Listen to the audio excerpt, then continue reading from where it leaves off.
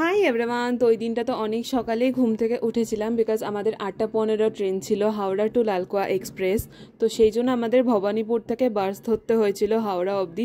আর এই ভিউটা দেখো, জাস্ট নেক্সট লেভেলের। আমি ক্যাপচার না করে না থাকতেই পারলাম না। আর সকালে যেহেতু কিছু খাওয়া হয়নি, তাই রাস্তায় দাঁড়িয়ে একটু চা খেয়ে নিলাম। দেন বাবা আমাকে ড্রপ করে বাবাও বেরিয়ে গেল, ট্রেনও ছেড়ে দিল। দেন বসে বসে সিরিজ দেখছিলাম আর ভাবছিলাম যে না, কিছু খাওয়া যাক, তাই টুকটাক জিনিস খেয়েছিলাম। আর ট্রেনে না আমার বেশি ভিডিও করতে ইচ্ছে হয়নি, তাই আমি তেমন কিছু করিও নি।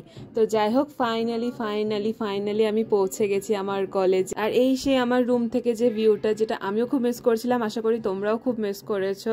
দেন কলেজে এসেই তো আগেই আমি ফার্স্টে আমার বেডশিটগুলো চেঞ্জ করছিলাম। আর সত্যি বলতে কোথাও যাওয়া আসা তো না একটা লিটারালি যুদ্ধ লাগে। যাওয়ার সময় প্যাকিং করার একটা টেনশন থাকে, আর আসার সময় আনপ্যাক করার একটা টেনশন। তখন না আমার রুমে কেউ ছিল না যে আমি জিজ্ঞেস করবো যে আমার বালিশগুলো কোথায় রেখেছে, তাই আমার রুমমেট আমার বালিশগুলোকেই খাটের নিচেই রেখেছিল।